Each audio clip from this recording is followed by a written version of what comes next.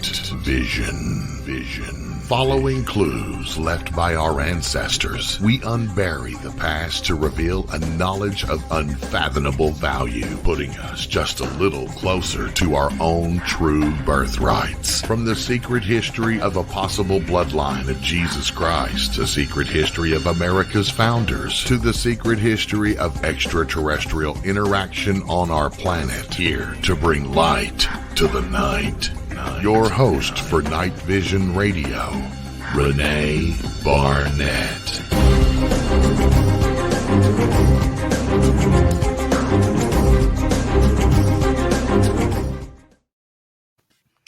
Good evening, everyone. Welcome to Night Vision. So glad that you could join us. I hope you had a good week this week. It's been kind of a crazy one for me. So I've been looking forward to this as a chance to sit down and actually focus, because I've been running around like a chicken with my head cut off all week, and lots going on. And I know there's lots going on in the world and probably in all your lives as well. So let's just sit back and relax and enjoy tonight's show, because it's going to be really, really interesting. Actually, we're going to have two different guests on tonight. So we've got James Martin, our Night Vision historian, joining us for the second hour to share some more Arcadian mysteries. And I'd love to see my two guests actually get together sometime, because I bet they'd have a lot to speak about.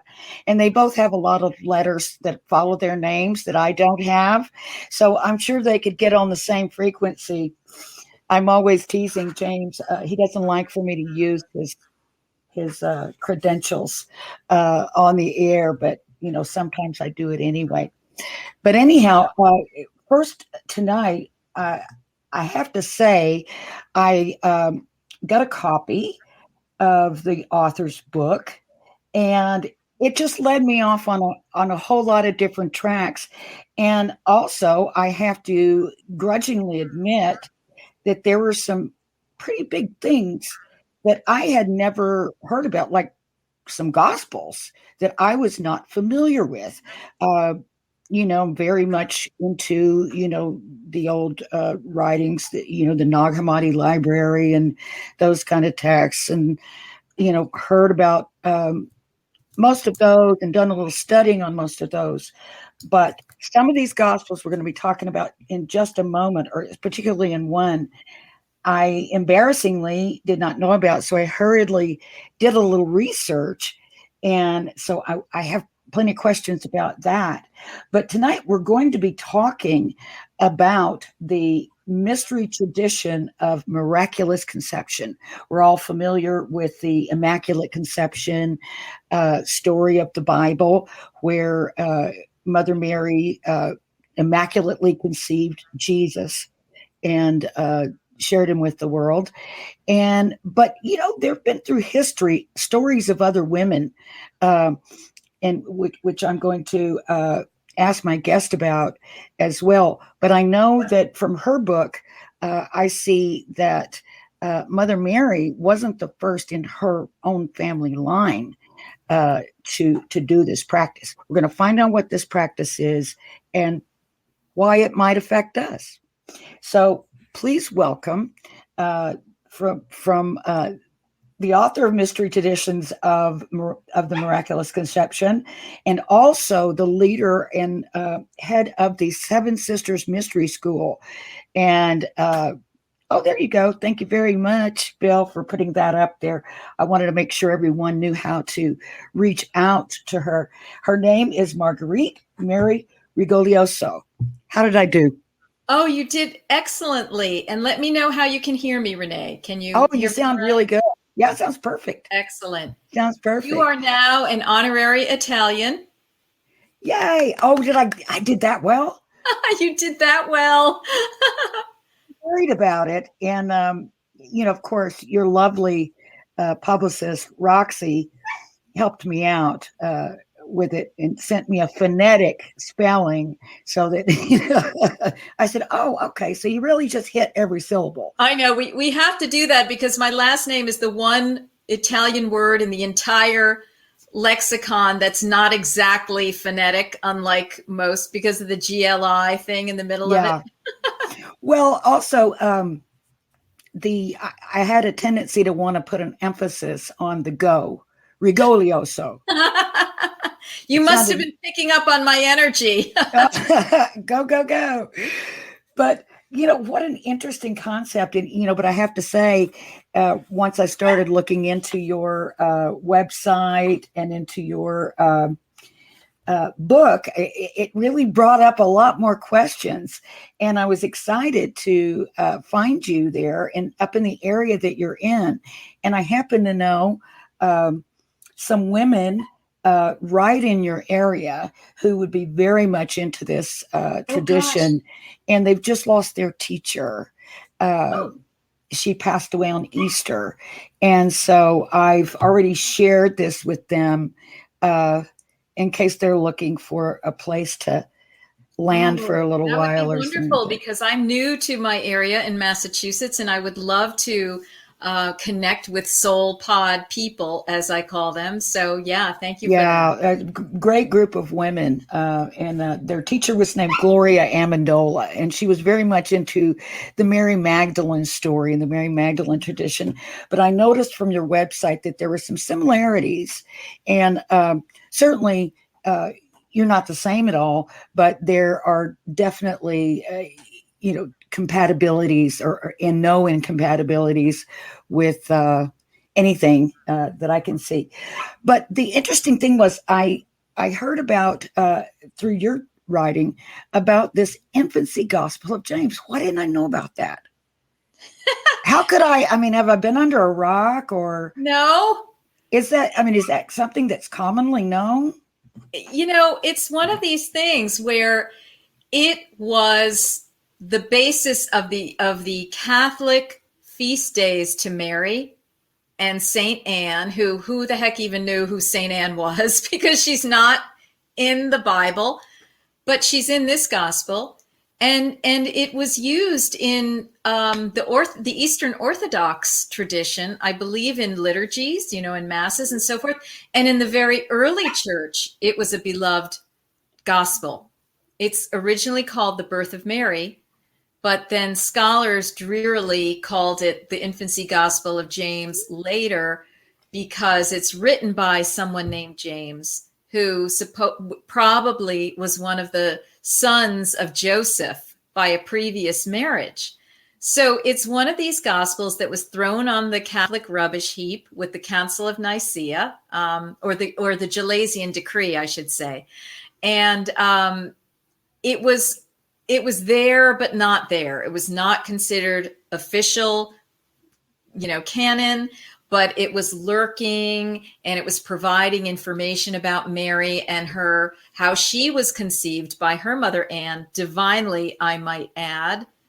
And then her whole infancy, her adolescence, her training in the temple to become a divine birth priestess, etc. So it's quite interesting. It really, really is. Now, you mentioned the Council of Nicaea. I'm assuming that that's where they basically kind of decided that women were sort of going to be put in their places. And so naturally, this particular gospel would have been one that they would have wanted to kind of get out of there. Yes, absolutely. Because it was talking about basically a tradition of women who could accomplish divine birth. Again, Anne, Mary's mother, Mary herself with Jesus, and then their relative Elizabeth, who, if you trace it in the Islamic tradition, which is so interesting, Elizabeth was understood to be the sister of Anne, and so therefore the aunt of Mary. So this was all in the family, so to speak. Elizabeth was the one who gave birth to John the Baptist, right? And then they all call on their ancestor, Sarah, from the Hebrew Bible, who is the wife of Abraham, the founder of Judaism, and essentially, and she is able to miraculously conceive Isaac. So now what we find out is this miraculous birth business was going on in the Hebrew tradition. Now that the Sarah story, I'm recollecting my Bible studies from church, and it wasn't she the one who was very old, Yes. and Yes. she wanted a child, and she was told she would have one, and she almost just couldn't believe it. And then That's right. That's right. She was older in her older years. And then Anne was as well. And Elizabeth, the mother of John the Baptist, was as well. So there was a whole tradition of women who were attempting divine birth their entire lives, but did not achieve it until later in their lives. Mary, on the other hand, because she was such a high holy being, partly by virtue of the fact that she was divinely born of Anne, was able to accomplish divine birth, virgin birth in her maidenly years. Anywhere between 12 and 16, scholars surmise, is her age, according to this infancy gospel of James or birth of Mary. And so, yes, because I guess the idea is that these types of births, or the purpose of them, is to bring a very special being into the world. So any being that was created by this process would just normally be assumed to be someone very special. And so, of course, Mary would have been, because she was brought forth through that process as well. Does this extend to Mary Magdalene? I mean, we have a lot of people that are interested in Mary Magdalene and that whole story, and whether or not maybe she and Jesus were married. I made a movie about it, and spent a lot of time over in France and around, lurking around looking for information and evidence. And so would that have, or do you even agree that there's that possibility there that she was the wife of Jesus? Yes, I think that's very much a possibility. First of all, from the Gospel of Philip, and then there was in recent years that little fragment that said that Jesus was married. Remember, it was a big hullabaloo in the scholarly world. It was a fragment of a text that said Jesus was married, and I don't know that it specifically said Mary Magdalene, but you can put together all of the things in the so-called Gnostic Gospels, with what's in the New Testament, and then with legend, as you know, in France and beyond. And what you get is this story that Jesus and Mary Magdalene were consorts, right? They were a couple. Mm-hmm. And then she had a child by Jesus. So you see, what you have is the continuation of the lineage of the Avatar through these high priestesses. So one Mary gave birth to the Avatar. Mary, that's Mother Mary. Right. And the other Mary, Magdalene, gave birth to the Avatar's child, you see. So they were in a continuation. And one thing I discuss in my book is that the name Mary, Mariam originally, Miriam, these are all variants of the name. When you go back to its Egyptian meaning, Mary, it has to do with divine love. So the name itself has to do with divine love. And what I surmise is that it was originally a priestess title. And that's why there are so many Marys running around, the Old Testament. Yes. Yeah, I know a lot of Marys. Yeah. And in fact, what I'm going to be writing about in another forthcoming book is that after Anne gave Mary over to the temple to be raised by the temple virgins and complete her knowledge of how to conceive an avatar divinely, Anne had another daughter named Paragita in, again, these suppressed apocryphal gospels. But she then also named her Mary. Oh. So she gave her the title, the priestess title, Mary. Yeah. So both of her daughters were Marys, which is why I think it's the Gospel of Philip, where it says Jesus walked with three Marys, his mother, her sister, and the Magdalene, essentially. That's right. Her sister was named Mary because all of these three had this priestess title that meant, sacred. That's right. Priestess of divine love. Yeah, you do find that a lot. There are a lot of things through history that we think are proper names, but they're actually a title. Yeah. Now, speaking about James in the Infancy Gospels, you're saying that he was Jesus' half brother through his father Joseph. So he wasn't related to Mary. James was not. Correct. I mean, it seems like, James, the brother of Jesus, was quite an elevated character himself in a lot of ways. And it's even been suggested by some scholars that he might be who was known as the teacher of righteousness. Yeah. So is it just by way of his involvement with the whole family milieu that or is it possible for other people to be elevated beings as well? Right. Well, that's very astute of you. Let's tease this out because I had not been aware of other works about James or any of these James figures. How he is presented most likely in this gospel, you have to sort of surmise that he's one of the sons of Joseph. So technically, he's not even the half brother of Jesus because if okay, I'm hearing you. I know where you're going with this. Right, Mary. Yes. Right. They always give credit to the father line, but there's no father line in these divine birth stories. You see, these males, Joseph, and then Anne's consort Joachim, Sarah's consort Abraham, Elizabeth's consort Zechariah, the high priest of the temple. What I argue is that they were never conjugal husbands of these women. They were guardians, protectors, and energetic shamanic partners. Okay. But so this James was born of Joseph by a previous marriage, and then he was widowed.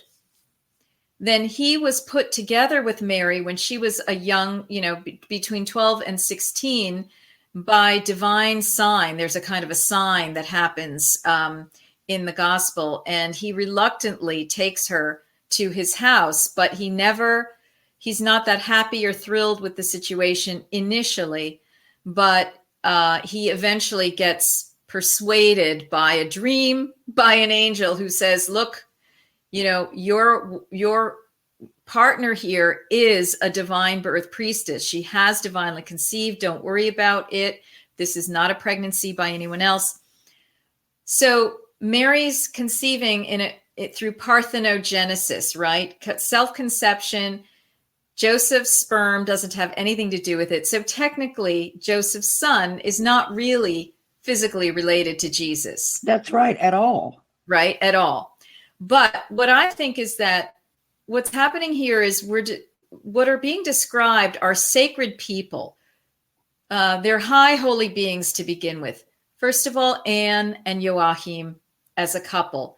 They are described in this gospel as very spiritual, very high level, and also abundant, as it turns out. And so Anne gives birth to Mary, and basically they are understood to be from the lineage of David. So there's a bloodline going on here also, okay? And all of the other priestesses who get involved and are called to do this divine conception ritual, because what I discern is that it's a group ritual. It's not just Mary conceiving by accident one day, I'm pregnant.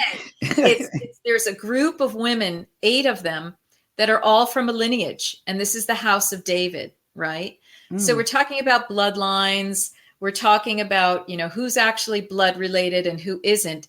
Yet they are all part of, and it may well be that these are Essenes or Therapeutae, which is a branch off of the Essenes. I find signs, and I talk about that in the book, of what Anne does is very reminiscent of what is written about by Philo as being part of the Therapeutae.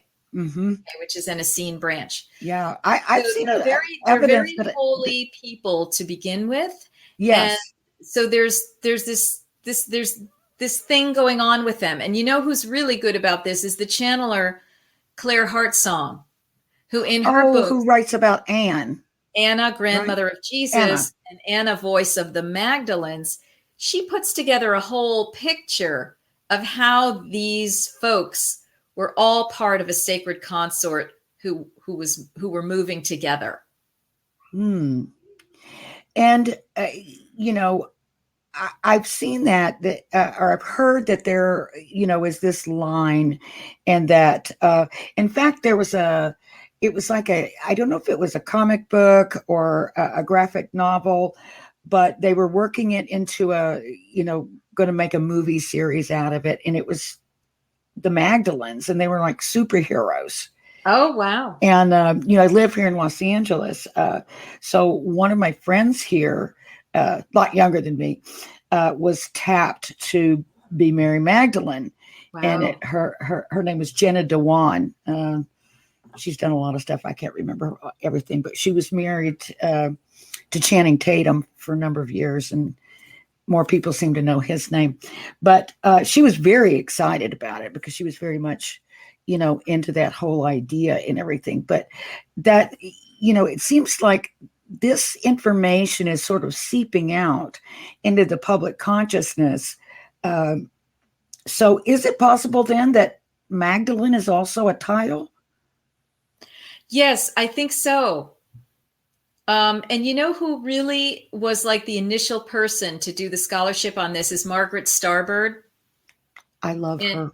yeah, I love her. And in her book, The Woman with the Alabaster Jar, Yeah.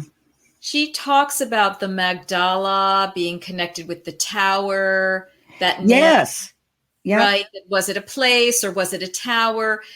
Again, these names are all resonant.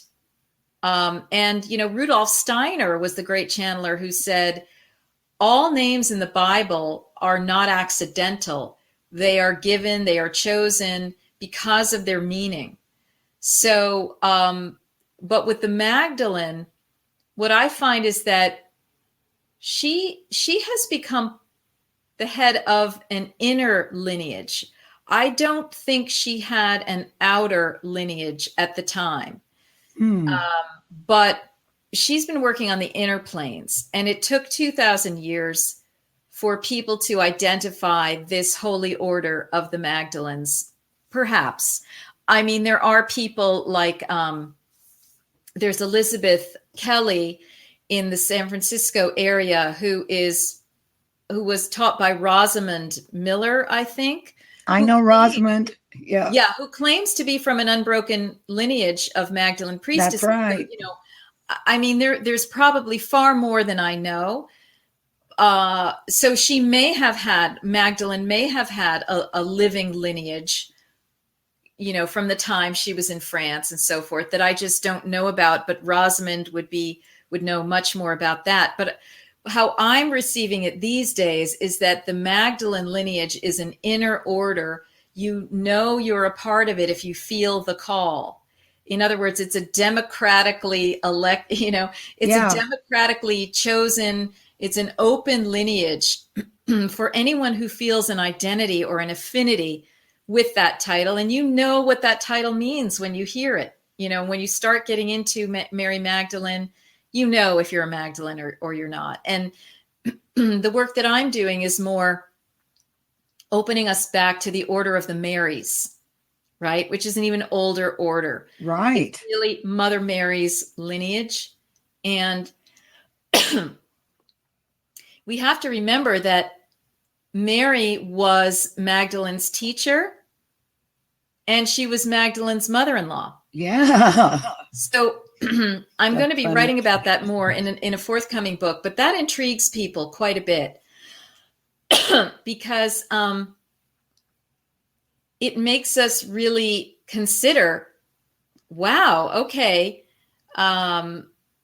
for a few decades now, we've been having the unveiling of the Magdalene, the honoring of the Magdalene, the moving her away from the image of the prostitute into the high priestess, perhaps the tantric priestess.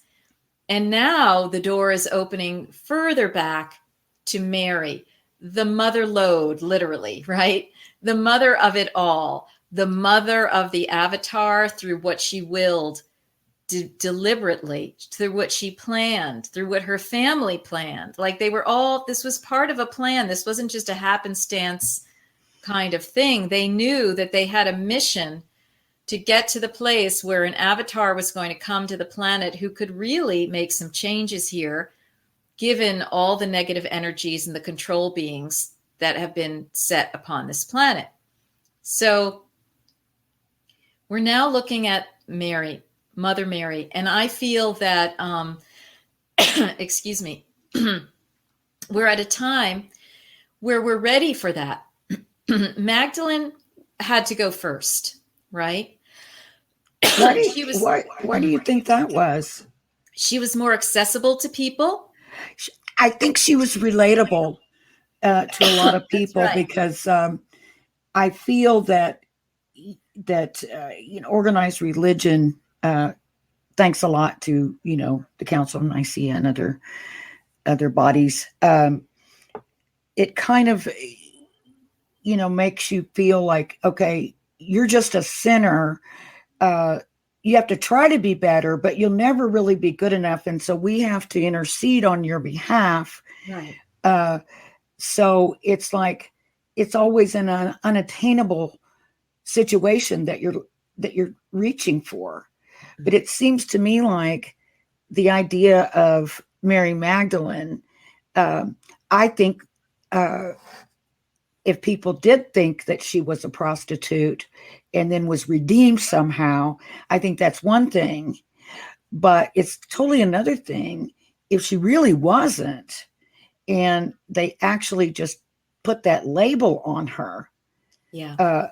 But, in the end, it might have been fine, because I think there was an openness to that, to all who, I don't care if you're a sinner, it's open to all. So it's really interesting how that came down like that. I hadn't thought of that before. Sinners, in the sense that sin, or hamartia in the Greek, means to miss the mark.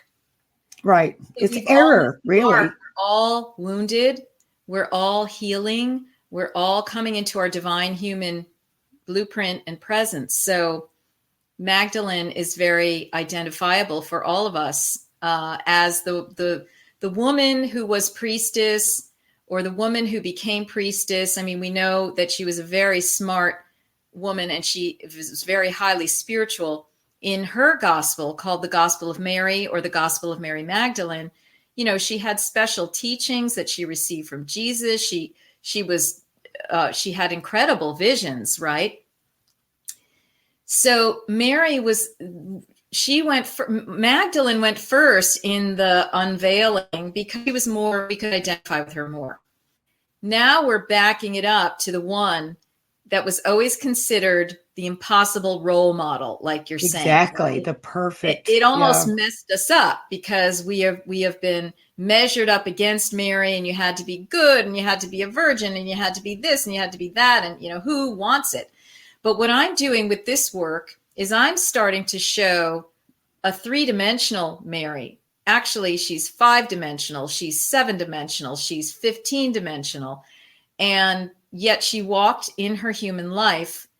And so she remains, she ascended, she achieved her full ascension, okay, in the final lifetime that we know her as Mary. That is a goal that many of us have, is this ascension, or what I call inscension, where we are coming into our divine understanding, our divine selfhood. Mary achieved it. And so on the other side of the veil, she remains as a mentor to us. So she's not an impossible role model against which we have to measure ourselves. She's a teacher. She's a healer. She's an eye-opener. She's a master of the womb mysteries. She's an incubator. She's an exorcist. These are all the things that I've found out about her that I'm starting to talk about in this book, and that I'm going to continue in my next book, but that I also have available in a course through Seven Sisters Mystery School. And it's called the Mother Mary Mystery Teachings for anybody who wants to get that information now. Well, now, do you do video classes as well as in-person classes? Yes, all of this is available online on demand. Oh, that's good. Okay, that it's already been recorded. It was recorded last year. So people can go through it at their own pace, and it's quite revelatory. I must say, Renee, this unveiling of these two major women, Magdalene and Mother Mary, is monumental in our world. And it's really corresponding with the horror that's going on right now, as some of us are seeing it, with everything that's been happening. Okay. All of this so-called health crisis, a lot of us understand, no, this is a crisis of entity work, right? And that's Mary and Jesus and Magdalene understood this realm. And, I remember when I had my very first medicine session, my very first ceremony on sacred medicine, I had the very strong feeling, and I said this to my partner at the time, I said, oh my gosh, Mary Magdalene understood these realms. And I was going into these kind of dark halls of a Amenti kind of energy. And he said, yes, she did, and yes, she does. All of these beings knew that Jesus in the desert for 40 days, what do you think he was doing? He wasn't just playing tiddlywinks and getting a little tickled and tempted here and there. I mean, the guy was encountering the archons, the controllers, the reptilian forces, right? These negative ETs and so forth. And we have descriptions of Mother Mary giving exorcisms. So she knew about the negative spiritual world. And then at the end of her life, there's a biography of her by Maximus the Confessor, and there's a few others, describing her ascension and how she has to go through these various rungs, and she sees the total negativity upon the planet. And even in my book, I talk about how when she and Joseph are in the desert going to the census, they have to be, measured through the census, and Mary's pregnant, and she gives birth along the way. Before she gives birth, she has this vision of some people joyous, happy, living a beautiful life, and some people gnashing their teeth. And it's like she was predicting what was going to happen when her son Jesus was born, and the two different ways that ministry and his energy could be used. One for joy and elevation and revelation and spiritual connection, and the other one for misery and oppression of others and colonization, in the name of the cross, and imposing views on other people and programming, all that sort of thing.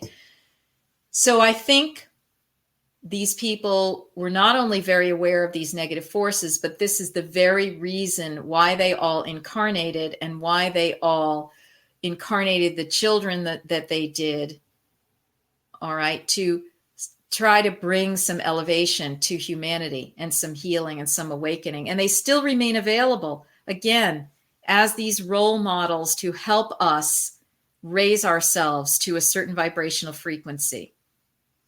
So I know in your book, you say that this same process is available to every woman, that, no one is forbidden, it's available to anyone.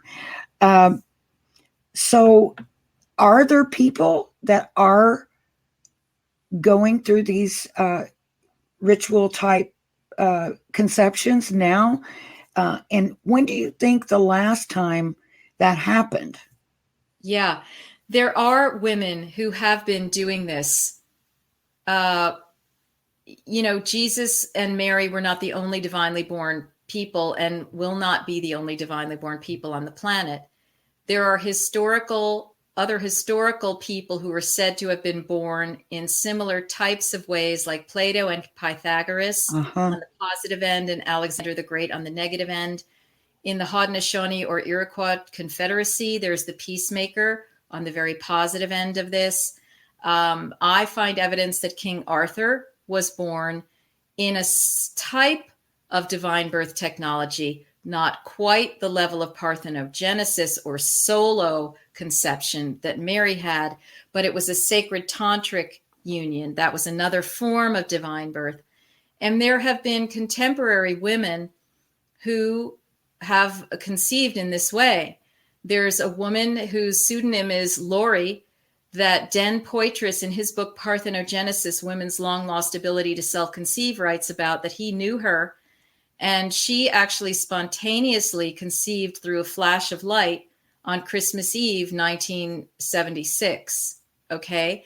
She did give birth to that baby. It was recognized by a Hopi elder, but it did not last long on the planet. It only lasted 3 months because the frequency is not such that these children can stay around. There's more recently a woman I know from Mexico who conceived divinely through a connection with a Mexican god, a form of Jesus, Quetzalcoatl, and her child only lived 3 years. Okay. There is a Hindu woman I know who is a master, and her Swami husband, they teach, and she divinely conceived when her husband was away. And she said that she conceived through her third eye. So I know of several other young women who are very much into this. They're keen on it, and they would like to conceive in this way, and they may well have the codes to be able to do it, or it might be a generation after them. When I started doing this work back in 2001 or so, I was shown that it would take 3 generations before all the codes would be back for us to understand how to do divine conception. And as I said, there are varying forms of it. One is the parthenogenesis, or solo woman becoming the androgyne and giving birth like Mary or Anne. But there are other ways. There are ways where women have had sexual relations with disembodied beings. And there are ways in which women have conceived through a high sexual tantric encounter with a priest or a priest and so forth. Like that was Egypt. But I think, frankly, that was a degenerated form of divine birth. All right. So what about Isis and Horus? Was that Yes, that was another one. Okay. Isis and Osiris, the technology used there was Isis and Osiris, yeah. She was communicating with Osiris, who was already on the other side. He was gone, right? Right. But she fashioned an artificial phallus. Oh, that's right. Golden Yes. dildo was how she conceived in a ritual. So she literally using that dildo with high level light sound magic in order to conceive Horus, receiving the benefit of the support of Osiris from the other side. But it was sort of a hybrided form of divine birth. Okay. It was not quite parthenogenesis, but it was not quite Tantra. And Rudolf Steiner believes that Isis was a previous incarnation of Mary. And that makes I've heard that. And so by the time Mary became the woman we know as Mary, she had perfected all of her tantric divine birth arts. So she could do it herself. And therefore, it was the culmination of her plan to bring the highest holy level being to the planet to help the earth plane rid itself of these controller beings. That was the very purpose. It's so funny because, I was smiling because just lately, Rudolf Steiner keeps coming up in conversation or popping up on my computer. And in fact, next hour, we had my guest for next hour, we had been talking about Steiner, and just on our own on the phone, and he was saying, I haven't been into Steiner. I'm going to start looking into Steiner. I go, yeah, there's something there. I don't know what it is, but yeah, just seems like need to look at that. I'm not sure. Yeah, he was a high holy being. He was delivering a lot of information. I don't entirely agree with all of it. For example, I don't agree with his whole take on Jesus and Mary, that there were two of them. There were two of each of them. It gets very, very convoluted. And that's where I part ways with Steiner, is actually on the Mary and Jesus question. But as far as so much of what he has brought forth about the ahrimanic forces, he calls these forces the ahrimanic forces, these negative beings. He was on it. The guy in the 30s or whatever, the 20s. Yeah, the 20s, I think, yeah. Seeing, what was going on. So I think he has a lot to share with us still. Yeah. I had read a lot of Steiner back in the 80s, and I'm assuming it was because that's when I was involved with the Gnostic Church here in Los Angeles. And that's how I knew who Rosamond was. The priest at the church where I went was the bishop, and he was the one who gave Rosamond her orders for the Ecclesia Gnostica. And then, of course, she had her own church, which I think it was Gnostica Mysteriorum or something like that. Yes, that sounds right. I love to catch her little sayings, on Facebook. They're always just so spot on. And I think, wow, that was very wise. But yeah, and that's when I started looking into the Gnostic Gospels and all that. And then things have just, snowballed since then. So it's it is embarrassing that I didn't know about these infancy Gospels. I noticed there's one of Thomas. I love the Gospel of Thomas. See, so here's the thing. It's everything comes in its time. So we've had over the past 20 years, the scholars have been looking at the so-called Gnostic material and the infancy Gospel of Thomas and Philip and Pistis Sophia and, all of the stuff that was in the Gnostic Bible collection that Willis Barnstone and Marvin Meyer did. Marvin Meyer was on my dissertation committee for my for my work on divine birth in ancient Greece. But anyway, and he's crossed over to the realm of the ancestors now. But this infancy Gospel of James has been lurking around, but it took the right person to put the floodlights onto it, and that happened to be me. Because of all the previous work that I had done researching divine birth as a phenomenon in ancient Greece. You see, you're the foremost expert on Immaculate Conception or miraculous conception. I am the world expert on Immaculate Conception. It turns That's amazing. out through this work, right? But I started out, Renee, looking at it in Greece. I started out looking at Greek priestesshoods, and that's where I found all this motherlode of information about, wow, it looks like divine birth was something real. And so Mary followed from that, right? And so I have been able to look at this infancy Gospel of James from a whole new perspective, because I can bring to it all this research and these symbols and signs that I know how to read from the Greek material. And that's why I was able to bring this to life. So in a way, that's why it's been looked at by scholars. There are books about it. I mean, I use Ronald Hawk's book where he does a translation of it and some commentary, but it hasn't really been ever taken seriously yet, just the way some of these other books and the Gospel of Mary Magdalene, it took decades for that to come and be taken seriously. So now we're finally starting to take this seriously. Yeah. So now I would imagine there are going to be many other people who are looking at this gospel, and they're going to be writing their own things from feminist perspectives, just like that Gospel of Mary Magdalene has been mined to the hilt, right? There have been many books written on this, okay? So we need to start what I call the Mary evolution, right? Mm-hmm. Yeah, absolutely. The your book is so amazing. To kind of get someone started in that whole thing. And I wanted to get in just a little bit about, I just want to clarify. So we're talking, uh, this is accomplished without sexual intercourse with anyone, any being. It's strictly on your own. But you said you're not alone. So what purpose do the others serve, and who are they? Right.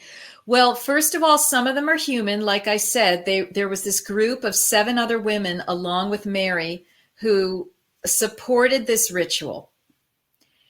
And Mary needed that because Joseph was not helping her at all with this. He was off. He was not doing ritual with her. He was off constructing houses. Whereas when Anne was conceiving this way, she seemed to be alone, but Joachim was out in the desert lending her his energy. So these women need some level of support or another.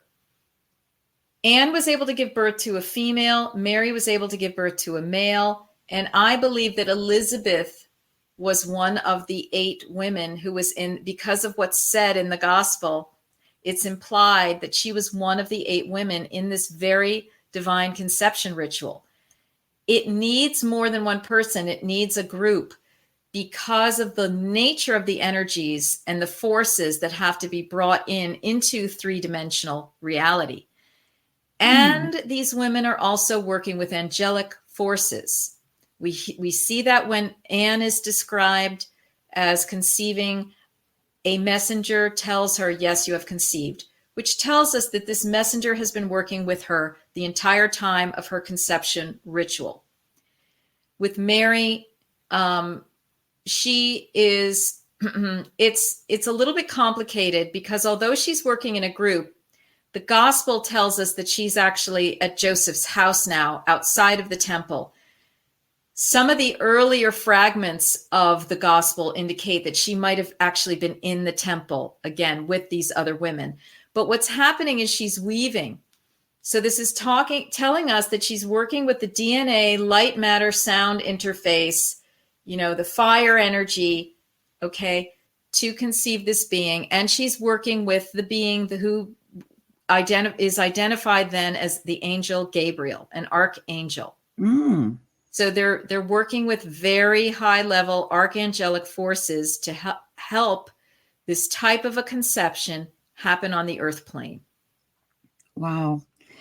And I noticed when I was looking at your website, sevensisters.com, and watching your little presentation video on the first page there, and started going through it, that you have sort of a channeling element, which I think you call oracling, and that you teach oracle classes. I know that's of a lot of interest to a lot of people. So can you talk a little bit about what you mean in your own experience? What do you channel, or what do you oracle, and how do you help for people to do that? Oh, goody. Goody, because you know what? For the first time in 3 years, I'm offering the level 2 of my Priestess of the Dove Oracle training. It's enrolling now, and it starts in September 2021, and it's going to go through February 2022. And so the prerequisite for that is the level 1 course, which is already available on demand. So people can go to my website, and it's kind of right there on the homepage. You register for level 1, you take 4 of the classes, and then contact me if you're interested in level 2. That course is a culmination of lots of learning that I had done through my own psychic training and through my medicine journey work and through my own intuitional downpours and through, some mentoring from others. And it's also a combination of information that I have intuited by looking at the oracles of Delphi and Dodona, particularly in ancient Greece, and understanding what these women were about, what they were doing. These were the highest level psychics of the known ancient world. So we need more oracles today. We need every woman and every man and every person of every gender to be an oracle, because that is what we are, namely somebody who has access to divine information. My courses are simply a way that offer tools to give you a surefire means of doing that. And the way I see becoming the oracle is you connect with your own divine Sophia oracle wisdom. You do not channel through any other beings through your body. You are sovereign, and you are simply hearing, maybe what these beings are suggesting to you or telling you, but you are the voice of wisdom. You are connected with divine feminine source. All right. This is not a spirit possession the way it was of old. This is a much more clear and direct method of connecting with the information that is our birthright, which is everything in the Akashic records. Wow. I mean, there's so much. We could spend hours. I know you don't have that kind of time, and I appreciate. I know how busy you are, and that you had so much more going on. But I'm very happy that you took the time with us this evening, and I wanted to make sure that people see your book, so they'll recognize it when they click on Amazon, or they can. I would imagine they could also find it on your website as well. Yes, but mainly where they're going to buy it is either Amazon or the Inner Traditions. Right. Inner Traditions. That's the publisher, or indie.com, or Barnes and Noble. It's in print, it's in ebook, and it's in Audible. And I spend a lot of careful time recording that to provide transmissions auditorily for people. So wow. that would be interesting. I love having the book. I like having the hardback book, but I think certain things like what you're talking about, this particular book would be really good to hear it and just have it enter your head, and your body. So I thank you for that. Yeah. And I hope that you can come back again sometime, and we'll talk again. There's so many more questions that I had, but I'm sure I'll have even more the next time that we cross paths. And I'd love to. And if you wanted to do a part 2, even a couple of months from now or whatever, let's be in touch about that. So. Oh, that would be great. I'm getting ready to head back over to France. I'm going to spend 6 weeks this time, but I'll be broadcasting my show from there. So I'll be down there in the land of the Magdalene legends and the Knights Templar and all that. Good. Exciting. That sounds beautiful. Yeah, I'm really excited. That's sort of my favorite place, home away from home. Yes. I've been going there for many years now, but it's an important message. It's, in a lot of ways, I think why so many people might have been attracted to the Magdalene story, other than the fact that they could relate to her because she wasn't, supposedly perfect. But also it just seems like, she kind of got done wrong, and he did. Peter messed her up. Yeah, he was a bad guy. But because I think there was a little competition going on there, because I think Mary was going to be the real head of the church. But anyway, that's for another day. Well, Marguerite, I thank you so much. And I do hope that you'll come back and see us again. And once again, that's Seven Sisters Mystery School.com. So look it up if you can, hook up for a reading. Oh, you do readings, right? I do private sessions for people, readings and spiritual mentoring and sacred career mentoring. So great. All right. Well, I'm being told it's time to go. So right. Thank you again so much, Marguerite.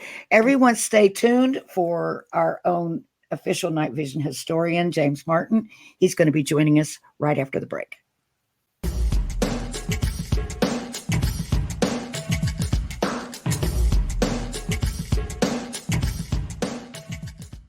Hey members, the new KGRA DB app is now available on iOS and Android devices. Gain on-demand access to any KGRA DB programming. Download any show directly to your mobile device to listen or watch on the go. Go to the App Store and search KGRA DB.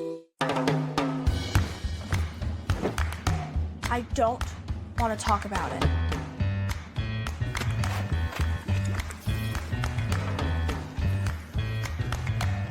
I don't want to talk about it.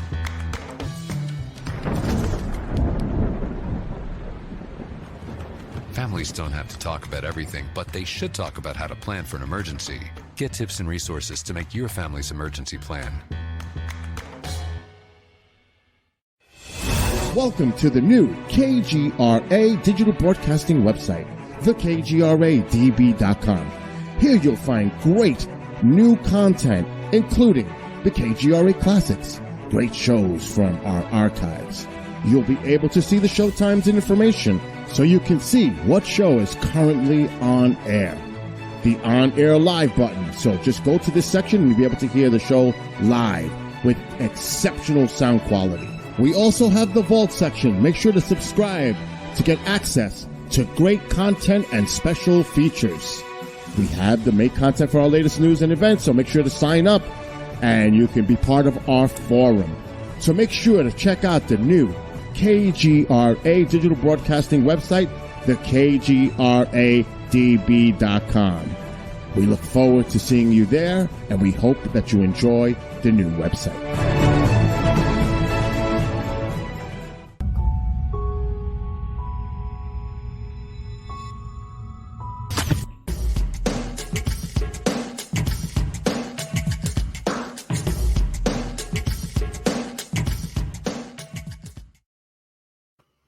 Welcome back to Night Vision. I am your host, Renee Barnett, and for this special second hour, we've got our official Night Vision historian, James Martin, coming right up. But before we bring James on, I wanted to quickly mention, let's bring him on because I want him to hear this as well. Last week, hi, James. Hi, everyone. I hope everybody's well. Yeah. It's been a crazy week, for a lot of people. And as they all seem to be these days. So I hope everybody's had a good week. And I was saying I've been running around like crazy trying to get things taken care of. And so I really looked forward to this time just to kind of park myself somewhere and focus for a little while. But what I wanted to say was last week, we had on Lori Williams, who heads up a company called Intuitive Specialists. And she, first of all, I wanted to thank everyone who wrote about that show, got a lot of great feedback, and wanted more information. What the heck is that cup you've got there, mister? It's huge. I have, just for those who are listening, I have a very large cup, and that's because I promised my doctor I would cut down to 1 cup a day. Oh, my gosh. I hope you've got one that size for me when I get there, because you know me, I'm the perpetual coffee head. But anyhow, people wanted to hear more about the free classes that she's offering. And also, they didn't quite grab that link because it was a very long one. And I've created a shorter link, but this is going to be for the free masterclass series with Lori Williams at Intuitive Specialists. And she is going to, if you go through this link, you'll get the free series of classes and check it out. See what you think about it. And let's see. that's a little bit better. And the link is tinyurl.com, tinyurl.com/remote viewing NVR. And that last bit is all one word, tinyurl.com/remote viewing NVR. So click on that, sign up for your free classes or find out about the free classes. And we will, and tell Lori we said hello. But I've got something I wanted to share with you, James, about Lori, and remote viewing in general. I cannot believe this. Okay.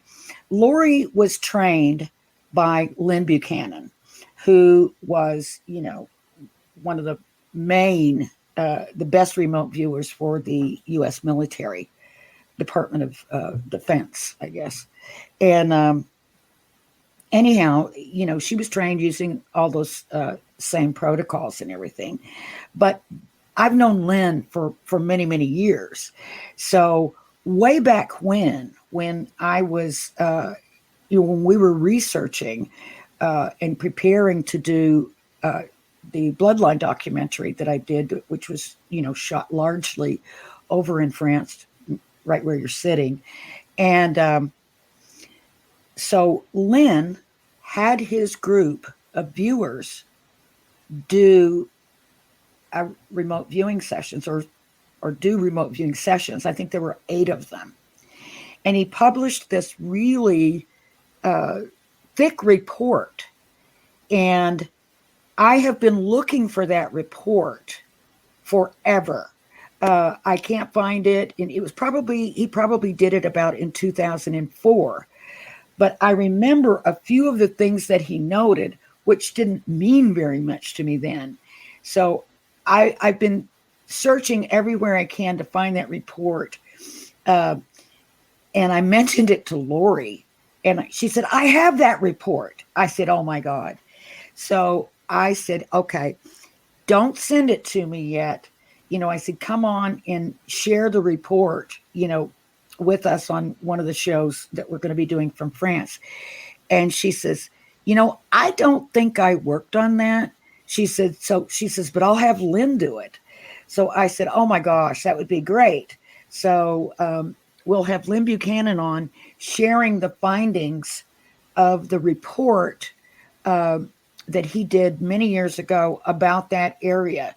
One thing I do remember was I think I want to say this was when they were viewing, they didn't know it, but they were viewing Peshkardu, which is, a mountain there. And I remember them saying that they could see people in white robes inside a cave doing some sort of ritual, in a circle and all this. And it's like, of course we know a lot of the Cathars were meeting in caves and doing ritual because, they were being sought out as heretics. So, but anyway, I think that's going to be really exciting to get that report back again. Now, there may be some pictures involved that they drew of things that they saw. And if that's the case, I may have to get the report ahead of time so that we can post the pictures as well. But I was so excited about that. And so we'll see how all that, because, if you recall, we had Lori's remote viewing group do a session on the murders, the Lizzie Borden murders. And it was astounding what they came back with, not knowing what they were even viewing, but the descriptions of what they were seeing. And they were all so consistent. And these people were sitting all in different places all over the world. So it's pretty fascinating. But anyway, I'd love to be a remote viewer, but I've got no self-discipline. And that it does take that. Everyone thinks you have to be a great psychic, but psychic ability helps, but I think everybody has that anyway. But the real thing is discipline. And I ain't got it. No, I'm sometimes lacking on that as well, to be fair. So, are you kidding me? Oh my gosh, you've got so many credentials. You had to have some kind of discipline and focus, Well, yeah. I'm just a but, beauty school dropout. You don't have to have any credentials or patience for that. I didn't think you dropped out, Renee. I thought you just carried on. I have my little salon right out in the other room, but no, I didn't go to beauty school, but I did drop out. Dropped out of college.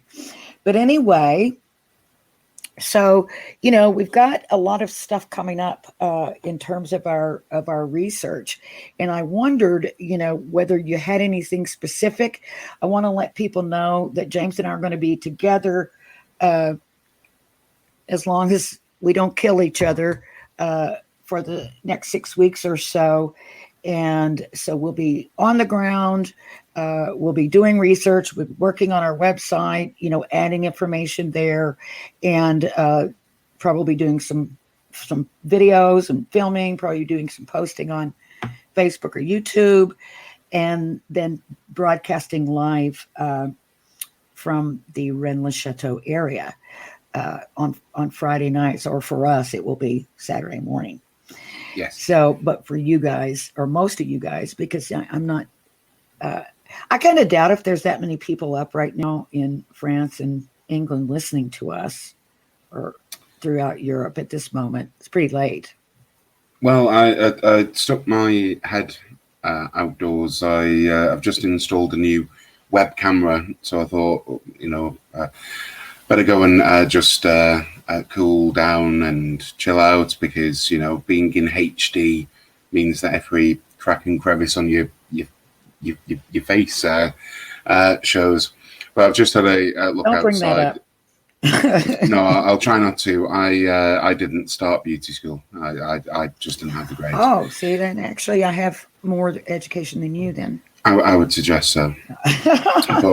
No, I didn't go to beauty school. I should have. The only thing that was outside was the stars, which are out in absolute plentitude, but no, very few people, if any. That's another thing I'm excited about doing, because we're going to crack open your Christmas present, and which is a really high-powered telescope, and do some sky watching while we're there. And anyone that happens to be around, get in touch with us if you want to go sky watching. And but first of all, I kind of like to talk about some of the lesser known things that you've come across. You've been able to do a lot of groundwork since you've been living there. Of course, not as much in recent days, although you can go out in the daytime, at least before the 9 o'clock curfew, but it wasn't that way for a while. But you've come across a lot of things that, we just didn't know about, or that no one had been able to sort of crack into. And by using your access to the locations themselves and to things like academic archives, you've really tied some loose ends together.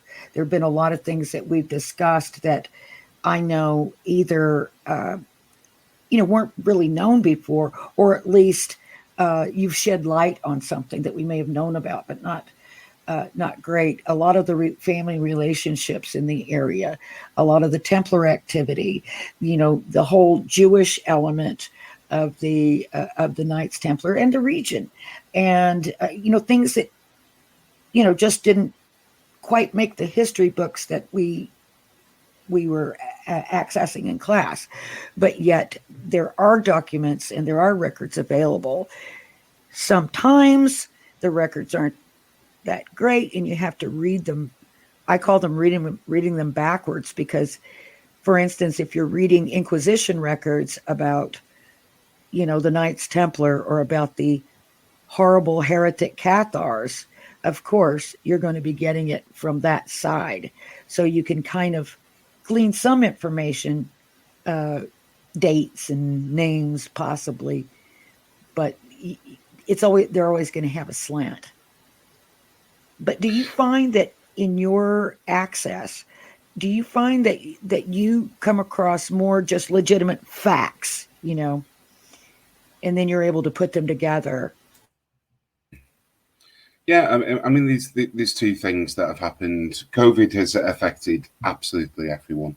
But I suppose one of the benefits has been whilst people have either been furloughed, locked down, whatever, that a lot of previously just archived, sat on a shelf somewhere for a few years, decades, centuries, are now being scanned. And that has massively opened a lot of previously inaccessible research. I mean, for example, if I was over at some local archive centre, it would be a case of reading through some titles as to what was in a bundle of documents and hoping that the title of those documents was correct.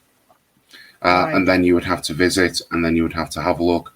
Well, now you can access, certainly if you've got academic credentials, you can access scans, which there's no substitute for being there. When you hold something in your hand for the first time, it's a very powerful feeling. But rather than having nothing, here we go. We've got some scans.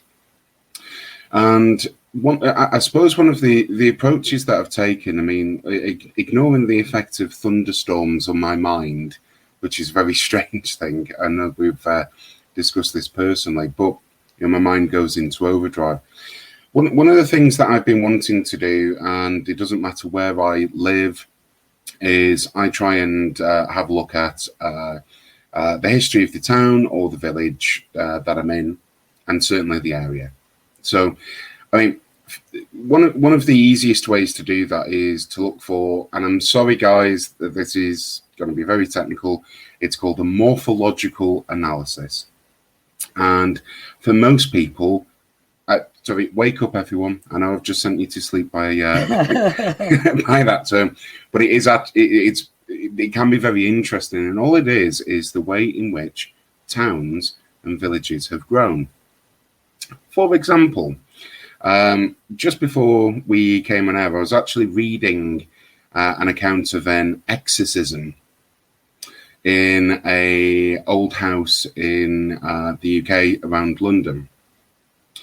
And I wasn't reading it for the exorcism, by the way, but there were little details that you can extract from it. For example, in the account of, it was actually one of Francis Drake's, I think it was his granddaughter, who had felt that she'd become possessed by the devil, and one of the usual story from the 1600s.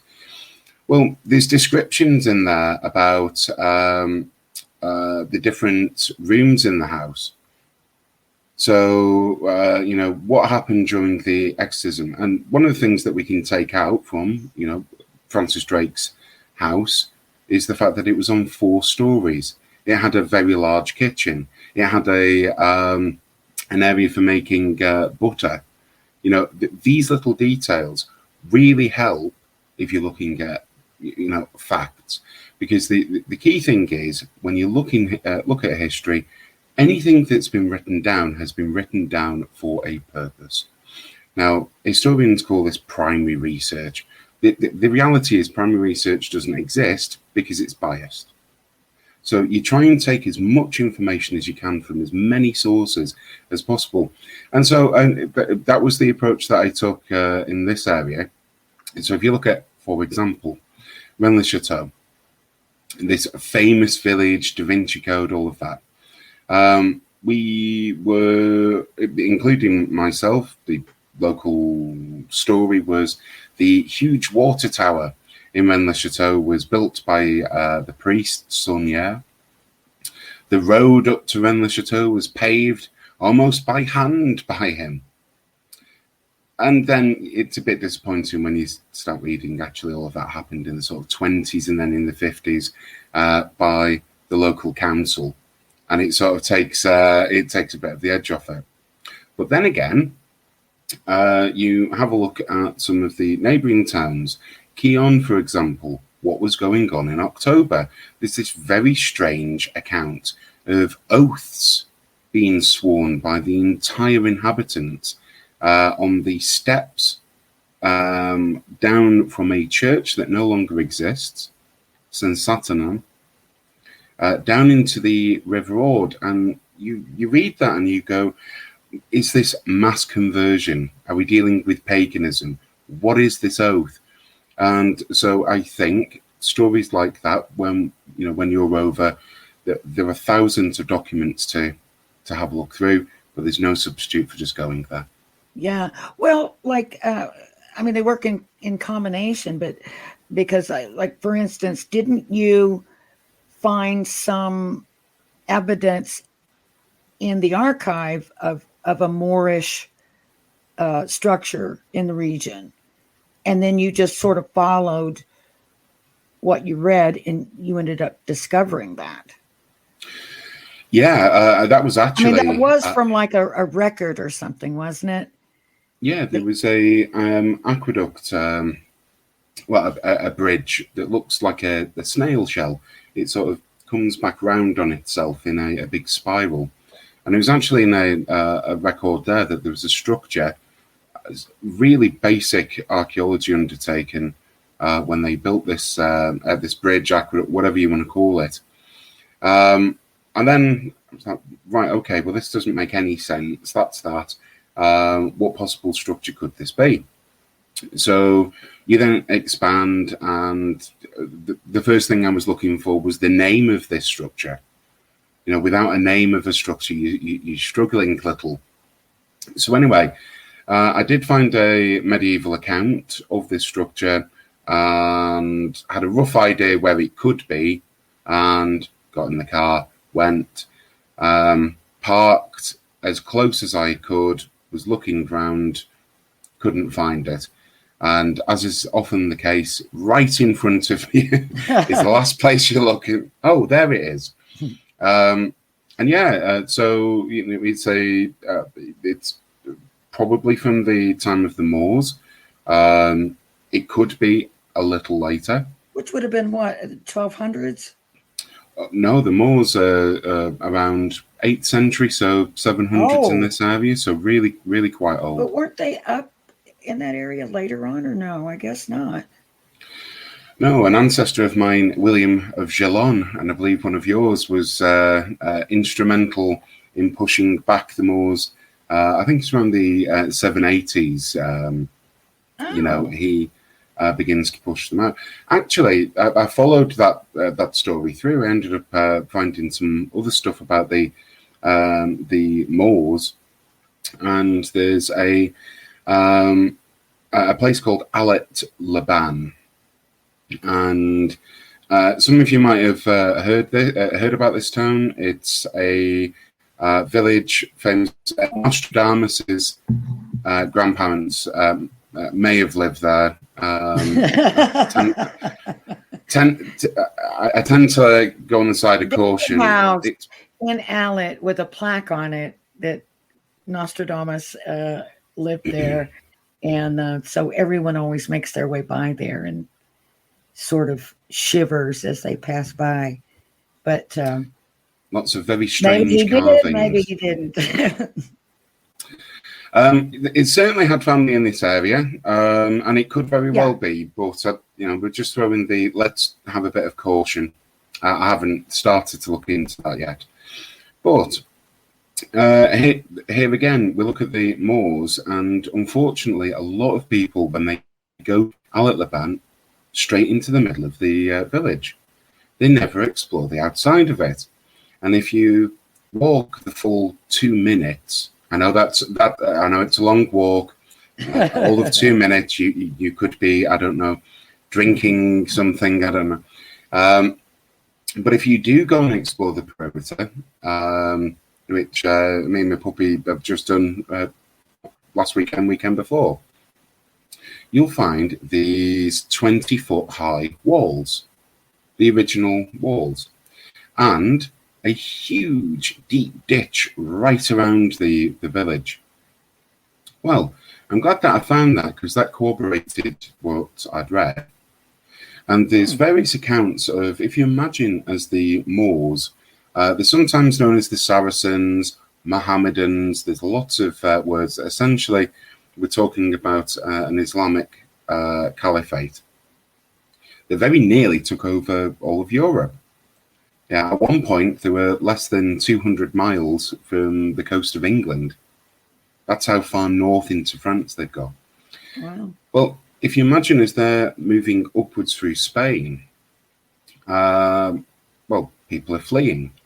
And just as today, a lot of very rich and wealthy families could afford to move pretty quickly with all of their wealth and whatever else. And so they end up in Alet Laban. And they pay for the ditch that goes round that's still there. Also, they end up in our famed Rennes-le-Chateau. And a bit of finance certainly helped, or certainly helped along, repairing some of the recently constructed Carolingian castle that was up there, and you can still see the remains of. But here's the other thing that came out of that. There was this description of the two Rennes, essentially. One was referring to a castle, the other a lower town. So we found out that Rennes-le-Chateau, if anyone's ever been there, which is now a hilltop village, actually existed as a hilltop fortress and had a village just slightly lower than it. Mm. Moved on to another place called Limoux, the original city on the hill. That's how it's described in the 1300s. From someone who goes on pilgrimage to Limoux. Whatever he's trying to find, I don't know. But Yep. Benedictine monk, off he goes. And Limoux, Looking for some kind of treasure or something. yeah. It's crazy. So they moved the whole village. They moved the whole town. It was crazy. It's I was amazed to find out that, I've been to Limoux many times, and it's not where it used to be. It's crazy. I did want to bring up something with you of a current interest in, we kind of exchanged some messages a little bit earlier, but, today the U.S. government released their long-awaited report on UFOs. I didn't get a chance to really study it, but from my understanding, it's kind of diluted, or it doesn't really give a lot of detail, or even speculate really on what it might be, or give any kind of explanations for anything. But what it did do, which was really surprising, and it sounds like such a small thing, especially since everyone has just been waited with bated breath to find out, what are they going to own up to? At least they said, this is a situation or a phenomenon or whatever that bears monitoring, and really bears looking into. So in other words, hopefully the days are gone that, you come and you say, oh my gosh, I saw something in the sky, and people laugh you out of the room, because I think it might have come, dripping down from the government, but certainly the media, and probably just to try to save face on their own. Anytime you would ever hear a story in the news about UFOs or, something being reported, and it was always a very tongue-in-cheek story, and they couldn't get through it without saying, the phrase little green men. So now what I'm hoping is that at least people can have intelligent conversations about it without feeling, like some kind of a nutcase, or at least try to be made to feel that way. So to me, that was a pretty big deal, that they're, saying it's something to be taken seriously. Very much lacking on information, though. Did you get a chance to go through it, James? Yeah, I've had a look through, and I actually think that a lot of this information seems to be a very weak release, to be fair. There's been That's the accounts word I was looking for, weak. There's been accounts over thousands of years of unexplained phenomena in the sky. I mean, you could go to medieval Germany if you want to have a look, around the area of Worms, which is famous for Martin Luther. Well, look, there was depictions of a battle in the sky. There's been plenty of accounts from the Roman records too. So it's always been something that we've noticed as our species over time. But quite why it is that we seem to laugh at this. This is surely a phenomenon well worthy of investigation, and I just hope that people are taken seriously.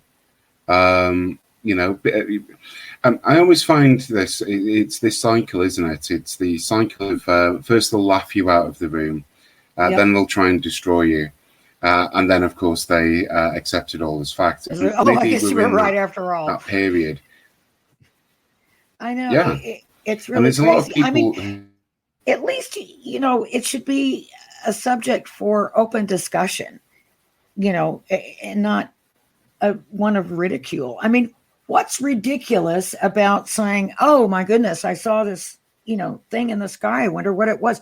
What's ridiculous about that? Nothing. You've made an observation and you're curious about it. But a lot of people actually have sightings and experiences, and they do not tell anyone for fear of ridicule. Now, there's you mentioned a couple of places there in that area, but of course, there's right there in that area, Mount Bugarash, which has been, the mysterious Mount Bugarash. It's unusual for so many reasons. For one thing, it's an upside down mountain. It got flipped at one point. It must have been some sort of a heavy duty earthquake or something, but what should be the top is on the bottom and vice versa.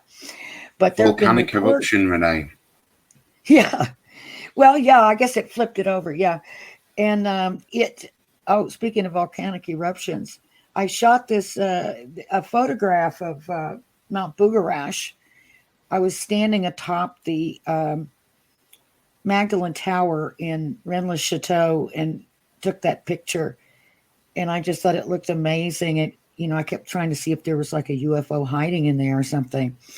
But anyway, that's one of the things I kind of wanted to keep an eye on, because it's been, it's attracted so many people, like Jules Verne, who was inspired to write Journey to the Center of the Earth by Mount Bugarash. There's some connection possibly to Lewis Carroll, certainly to Rennes Chateau and Alice in Wonderland, or there's a connection to Steven Spielberg in Close Encounters to Mount Bugarash.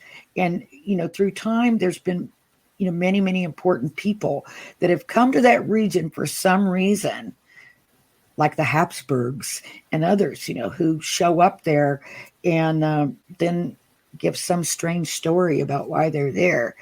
But it seems to be why the Nazis were so drawn near.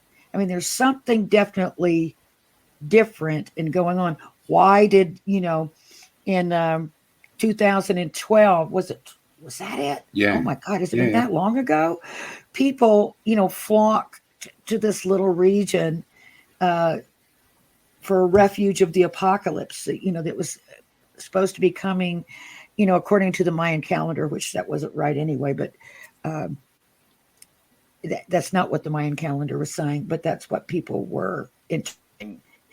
So, all these mysteries in these places. And of course, people report seeing UFOs flying into and out of Mount Bugarash. And I've talked with some people just recently that told me some stories like, boy, I wish, that would happen when we happen to be out there, especially if we've got the telescope and cameras going. Well, the area is incredibly ferric. It's the area is. I use some bits of equipment to measure magnetic disturbance. It's really useful for a variety of reasons. The area it's like living on iron. In fact, Rennes-le-Château probably gets its name, Red A, from the color of the soil red. Right. That was the old name. The old name, yeah. But you've got a lot of upside down mountains, volcanic. If you imagine the amount of pressure when the Pyrenees are forming, this huge pressure blasts up, an entire mountain, and it goes flop right next to it, next to the former volcano. So it's upside down. And all of that iron, all of that magnetism, the area has huge magnetic hotspots. Now, I don't know, do we go to UFOs, or do we go to other, I don't know, are there creatures that fly around using magnets, like, I don't know, bees, birds, is there something else? I don't know. What is that? What does the magnetism have to do with the telluric currents, or how does one affect the other, or do they? Because, we know there's high telluric currents in the area. In fact, the old mayor of Rennes-le-Château, Mayor Wheelier, many years ago, probably back in 2004 or so, said, the real secret to Rennes-le-Château is not a treasure, it's the telluric energy, the telluric currents. We thought, oh, that's strange. But having spent so much time there now, kind of understand more, because you can feel it. You can feel the effects. It's nothing imaginary. It's just electrical energy, basically. So how does that work against or with the magnetism, or is it part of it? Well, I think if I had the answer to that, I could retire now. But I suppose the Earth's, the position of the Earth's poles leaves an imprint upon the land, if you will. It leaves an imprint. We know about this because, for example, in the late Victorian period, when they were laying the first transatlantic cables, there were some very odd discrepancies, and it was because different parts of the Earth's crust had a North Pole or a South Pole imprint, and it affected the way that telegrams were being transmitted. There was some degradation, but we now understand quite a lot about that. We understand that the Earth's poles do flip. Now, with the currents, the idea is that perhaps it's something like that when the crust was forming, these areas of extreme magnetic potential formed, forming essentially magnetic roads around the world. I don't know too much about that, but what I can say is, where you've got lots of area of magnetism, you have the same phenomena. You have an increase in the number of haunted, what's the word? Paranormal activity. Sites. Paranormal activity, all of that. Look, for example, you want to go ghost hunting, go find an old building, or a new one for that matter, be near running water, and if you've got a bit of magnetism, bingo, you'll have a grey lady, or a white man, or a monk. I absolutely bet you. And if any of you end up in London, by the way, if you do end up in London, there's just a message from the north of England. Hi, we're here as well. Come visit the north. But you can go under the world's first underwater tunnel that went underneath the River Thames. You can go and walk. I don't think they charge you either for it, which is unusual for London. I bet You it get feels about claustrophobic. you get about halfway, and I've done this with friends, and you get this very strange phenomena where people go, "Oh, is there something behind my back?" Or, "Oh, I thought you were over there." People start seeing things, and the reason for it, I mean, it's stumped people for a long time. It's called infrasound, and it so happens that infrasound is just outside of our hearing.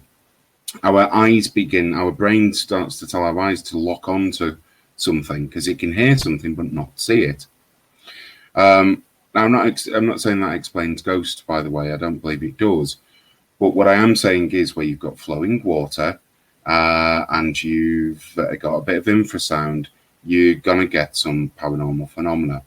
Not to mention, when you've got magnets, well, look, if anyone is listening to this on a radio, well, hi, you're listening through magnetism. If anyone's watching this on, YouTube, on KGRA, wherever, yep, your system's based on magnetism. Your hard drives are essentially a spinning disk using magnetism to store data. I mean, we don't have time to go into how that works. Just take my word for it or have a look up yourself. So where you've got these huge areas of magnetism, what is to say that there hasn't been some sort of recording of the past made in that area? Oh my gosh.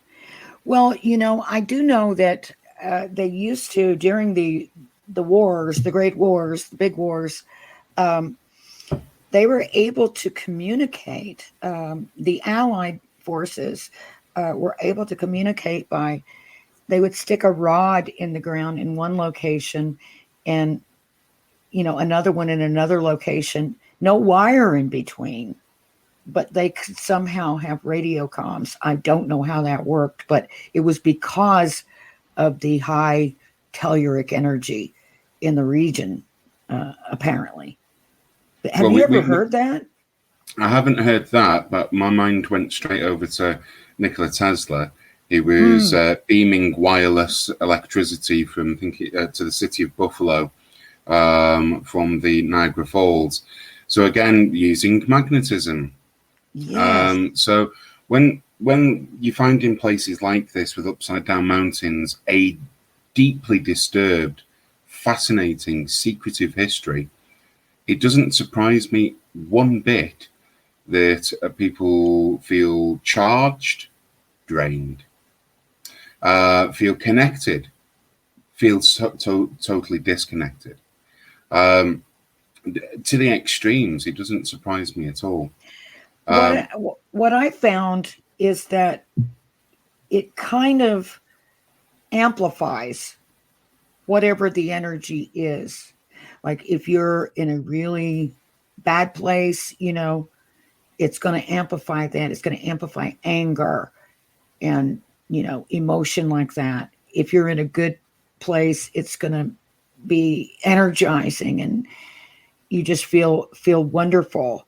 And it sometimes it doesn't have anything to do with the individual, it seems, because there'll just be these days that feel very different, especially up at Rennes Chateau. It'll just be kind of dark. And I'm not talking about the light. I'm talking about just the feeling of it. It's not all, roses and sunshine up there.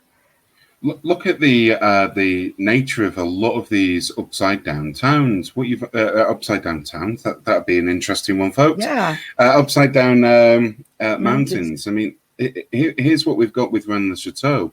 If you observe it from above, it looks like a satellite dish.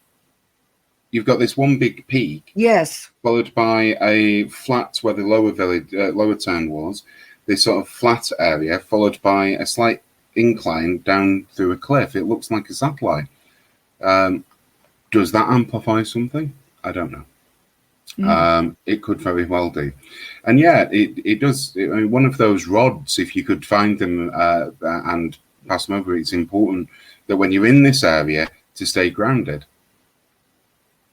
because otherwise you can go with the flow, literally. Yeah. And I've seen a lot of people lose it in that area. I mean, really lose it, and it has a very strange effect on some people. And I've lost it. You've seen me lose it, just that one time. But, it's like, I mean, I had a reason to lose it, but I normally wouldn't have an outburst like that. But I've seen that in so many people there. So you do have to kind of keep that in mind. The other thing that you have to keep in mind is, if you haven't been and then you go, I can just about guarantee you're going to be coming back, because it's magnetic in that way as well.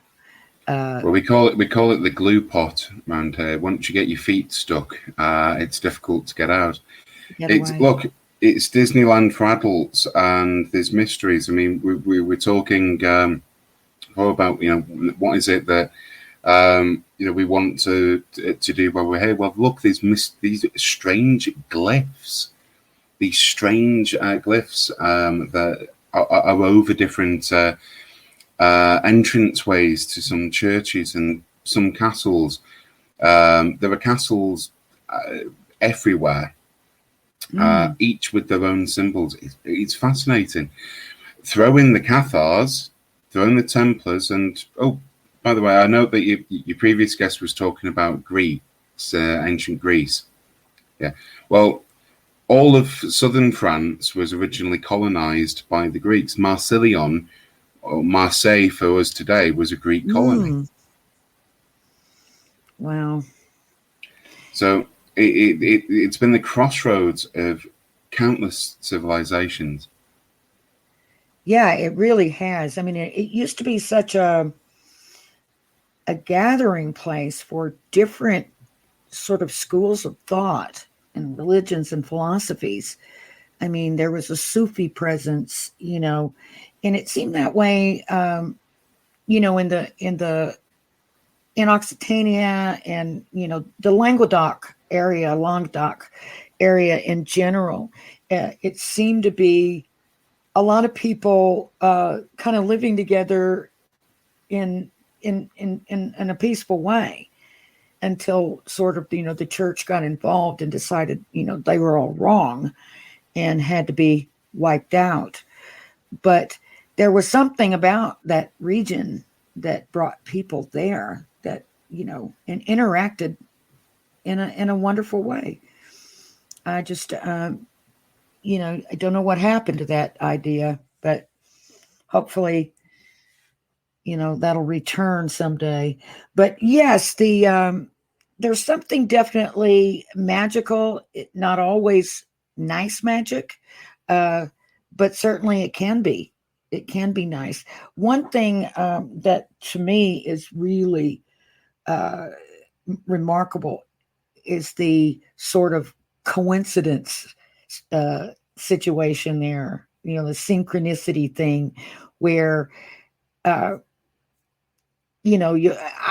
can't tell you how many times I've just arrived into town and, pull up in front of, Christina's Maison Christina or wherever I was staying. And the next car that pulls in right next to me is somebody that I know from another side of America or something, or walk into the Jardin restaurant at the top of the hill.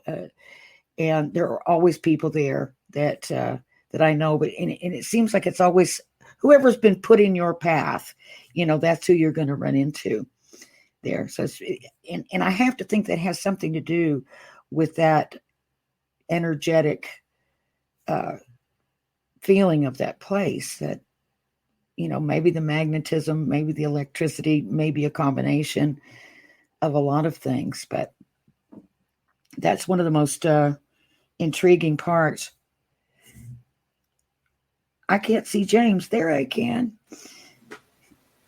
Hi, sorry about that. As soon as you said working together, the internet just went off. Oh, no. Oh, that's so funny. That is so funny. So, well, we're going to get on to some good work while we're over there. But certainly, listeners and viewers, if you have anything that you'd like us to particularly look into or ask us about, we can't guarantee you that we will know or be able to fulfill it, but we'll certainly try. So you can write us on our website, info@newrennies.org, and let us know if you have any suggestions for us or whether you've got a suggestion for a future show. We would love to hear from you. We'd love to talk about what you want to hear about. So that would be really fabu if you guys could help us out in that way. And well, yeah, if any of you want to email us, then provided it's in reason, we can put together a report for you and we can discuss it on a future program too. Yeah, if you want us to go and... Yeah, that would be great. I love to get feedback, on the kinds of shows that we do so that, we can give people what they want, not just, what we think they might want. But generally, I cover subjects that I'm really interested in because I feel like I probably do a better job at those because I enjoy it so much. But there's a million things out there, and anything with, any kind of historical, everything has a history. So feasibly, we could talk about anything.